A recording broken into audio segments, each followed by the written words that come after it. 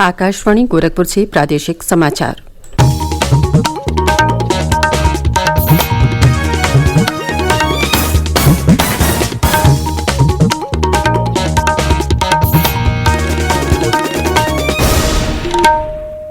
नमस्कार। समाचार बुलेटिन के साथ मैं सुषमा श्रीवास्तव। पहले मुख्य समाचार। प्रधानमंत्री नरेंद्र मोदी परीक्षा पे चर्चा कार्यक्रम में आज शाम 7 बजे छात्रों, शिक्षकों और अभिभावकों से करेंगे संवाद। प्रधानमंत्री ने भाजपा कार्यकर्ताओं से कृषि कानूनों, नागरिकता संशोधन कानून और श्रम कानूनों के बारे में भ्रांतियां दूर करने को कहा। मुख्यमंत्री योगी आदित्यनाथ ने कोविड-19 पर प्रभावी नियंत्रण के लिए सोशल डिस्टेंसिंग और मास्क पहनने की जताई आवश्यकता और प्रदेश में त्रिस्तरीय पंचायत निर्वाचन में शिकायतों के निस्तारण के लिए राज्य निर्वाचन आयोग लखनऊ में खोला गया नियंत्रण कक्ष।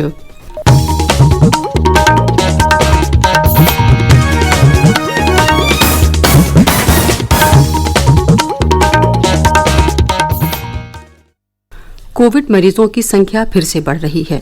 श्रोताओं से अपील है कि कोई भी कोताही न बरतें, सुरक्षा के सभी उपायों का पालन करें और 45 वर्ष से अधिक आयु के सभी लोग निसंकोच टीका लगवाएं। सुरक्षित रहें और 3 आसान उपायों का पालन करें। मास्क पहनें, 2 गज दूरी है जरूरी, सुरक्षित दूरी बनाए रखें, हाथ और मुंह साफ रखें। और अब समाचार विस्तार से। प्रधानमंत्री नरेंद्र मोदी आज शाम 7 बजे परीक्षा पे चर्चा के दौरान विद्यार्थियों, शिक्षकों और अभिभावकों के साथ संवाद करेंगे। इस बार कार्यक्रम कोविड महामारी की पाबंदियों के कारण वर्चुअल माध्यम से आयोजित होगा। परीक्षा पे चर्चा के दौरान प्रधानमंत्री अपने विचार रखेंगे और बिना तनाव लिए परीक्षाओं की तैयारी के सुझाव देंगे। श्री मोदी ने कहा कि परीक्षा योद्धाओं, अभिभावकों और शिक्षकों के साथ नए प्रारूप में यादगार चर्चा होगी, जिसमें व्यापक विषयों पर कई रोचक सवाल होंगे। परीक्षा पे चर्चा का पहला वर्चुअल एडिशन है। समस्या तब होती है जब हम एग्जाम को ही जैसे जीवन के सपनों का अंत मान ले। दरअसल एग्जाम जीवन को घड़ने का एक अवसर है। ये राय मैं पीएम के रूप में नहीं दे रहा हूँ, लेकिन एक दोस्त के रूप में बताता हूँ। आपकी सोच, मेरी सोच, आपके इरादे, मेरे इरादे, हम साथी हैं। मेरे दोस्त क्या कहेंगे, मम्मी पापा क्या बोलेंगे, वो तनाव कभी कभी बोझ बन जाता है। देखिए दोस्तों, खाली समय इसको खाली मत समझिए, ये खजाना है, खजाना। अच्छी किताब, अच्छी मूवी, अच्छी कहानियाँ, अच्छी कविताएं, अच्छे मुहावरे या अच्छे अनुभव, ये सब एक प्रकार से ट्रेनिंग के ही टूल्स हैं। ये परीक्षा पे चर्चा है, लेकिन सिर्फ परीक्षा की ही चर्चा नहीं।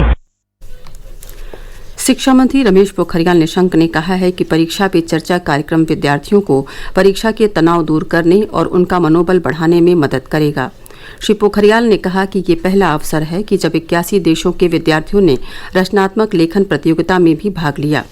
प्राथमिक विद्यालय के शिक्षक डॉक्टर सर्वेश मिश्र ने कहा कि प्रधानमंत्री नरेंद्र मोदी का परीक्षा पे चर्चा कार्यक्रम विद्यार्थियों को तनाव मुक्त होकर परीक्षाओं में शामिल होने के लिए प्रेरित करता है। उन्होंने कहा कि विद्यार्थियों को अंकों से ज्यादा सीखने पर ध्यान देना चाहिए। मेरा आप सबसे निवेदन है कि जो आपकी होने वाली बोर्ड परीक्षाएं हैं उसको लेके जरा सा भी तनाव न रखें और बोर्ड परीक्षाओं को उसी तरह से एंजॉय करें जैसे आप अपने घरों में त्योहारों को मनाते हैं। बच्चों, आप सबको ये भी बताना है कि जिस तरह से आप अपने नॉर्मल जीवन में, अपने दैनिक दिनचर्या में अपने आप को रखते हैं, स्वस्थ हंसते खेलते परिवार के बीच व्यवहार करते हैं, अपनी परीक्षाओं के दौरान भी वैसे ही करें, कोई भी तनाव नहीं ले। माननीय प्रधानमंत्री जी का कहना है कि परीक्षा कक्ष में आप तनाव लेके ना जाएं, आप आत्मविश्वास लेके जाएं। तो मेरी शुभकामनाएं हैं आप सभी को कि आपकी परीक्षाएं अच्छे से हों, वहाँ अंकों का पे बहुत ज्यादा फोकस न देके ज्ञान पे और सीखने पे ध्यान दें और माननीय प्रधानमंत्री जी के परीक्षा पे चर्चा कार्यक्रम को अवश्य सुनें। प्रधानमंत्री नरेंद्र मोदी ने कहा है कि कृषि कानूनों, नागरिकता संशोधन कानून और श्रम कानून के बारे में गलत बातें प्रसारित की जा रही हैं। भारतीय जनता पार्टी के 41वें स्थापना दिवस समारोह को कल संबोधित करते हुए श्री मोदी ने ये बात कही। श्री मोदी ने भाजपा कार्यकर्ताओं से लोगों के बीच जाकर उन्हें जागरूक करने का आह्वान किया।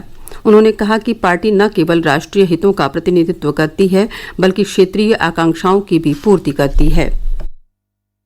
आज गलत नैरेटिव बनाए जाते हैं। कभी सीए को लेकर, कभी कृषि कानूनों को लेकर, कभी लेबर लॉ को लेकर। बीजेपी के प्रत्येक कार्यकर्ता को समझना होगा कि इसके पीछे सोची समझी राजनीति है। ये एक बहुत बड़ा षड्यंत्र है। इसका मतलब है देश में राजनीतिक अस्थिरता पैदा करना। इसलिए देश में तरह तरह की अफवाहें फैलाई जाती हैं, भ्रम फैलाए जाते हैं, झूठ फैलाया जाता है। कभी कहा जाता है कि संविधान बदल दिया जाएगा, कभी कहा जाता है आरक्षण समाप्त कर दिया जाएगा, कभी कहा जाता है नागरिकता छीन ली जाएगी, कभी कहा जाता है किसानों की जमीन छीन ली जाएगी। ये सब कोरे झूठ होते हैं। श्री मोदी ने कहा कि पार्टी ने अनुच्छेद 370 रद्द करके श्यामा प्रसाद मुखर्जी के सपने को साकार किया है। इस अवसर पर प्रदेश में भी विभिन्न कार्यक्रम आयोजित किए गए। संभल में भाजपा कार्यालय पर आयोजित कार्यक्रम में कार्यकर्ताओं ने प्रधानमंत्री के संबोधन का सजीव प्रसारण देखा। कार्यकर्ताओं ने डॉक्टर श्यामा प्रसाद मुखर्जी, पंडित दीनदयाल उपाध्याय और भारत माता के चित्र पर माल्यार्पण किया। पीलीभीत, कुशीनगर और कौशाम्बी सहित अन्य जनपदों में भी प्रधानमंत्री के वर्चुअल संबोधन के बाद कार्यकर्ताओं ने लोगों को बधाई दी। सूचना और प्रसारण मंत्रालय ने निजी टीवी चैनलों से आग्रह किया है कि वे दवाई भी कड़ाई भी के संदेश के प्रति जागरूकता फैलाएं और कोविड नियमों का पालन करने तथा पात्र लोगों को टीका लगवाने का संदेश दें। मंत्रालय ने देश में कोविड के बढ़ते मामलों को देखते हुए सभी निजी टेलीविजन चैनलों को एक परामर्श जारी किया है। मंत्रालय ने फिर कहा है कि जनहित में इन संदेशों को प्रचारित करने में टीवी चैनलों की भूमिका महत्वपूर्ण है। प्रादेशिक समाचार आप आकाशवाणी गोरखपुर से सुन रहे हैं।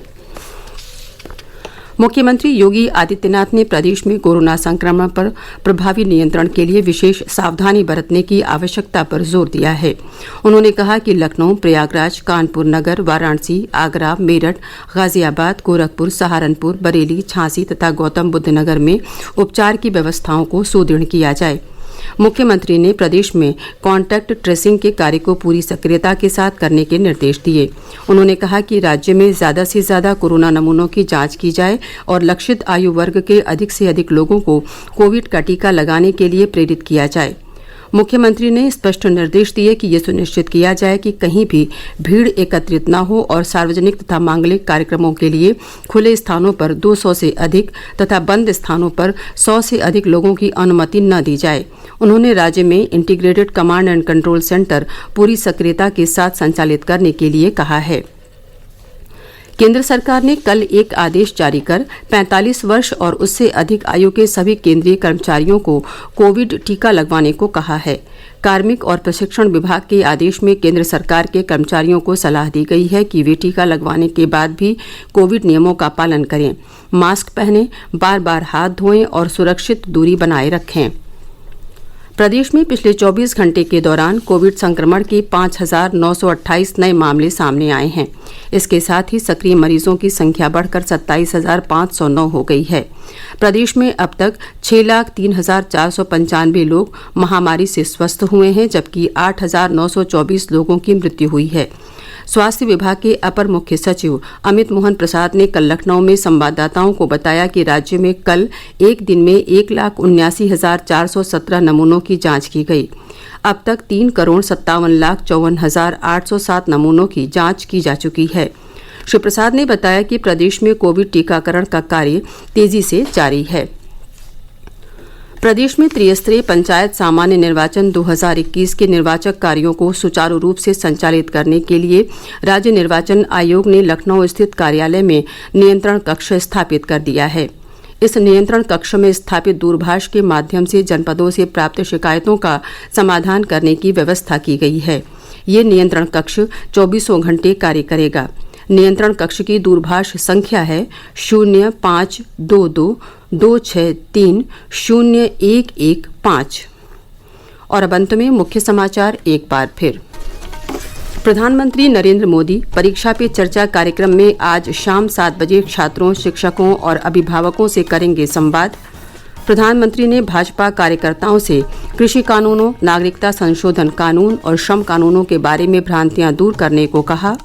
मुख्यमंत्री योगी आदित्यनाथ ने कोविड-19 पर प्रभावी नियंत्रण के लिए सोशल डिस्टेंसिंग और मास्क पहनने की जताई आवश्यकता।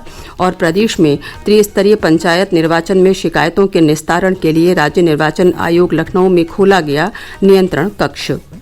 इसी के साथ प्रादेशिक समाचारों का ये बुलेटिन समाप्त हुआ। नमस्कार।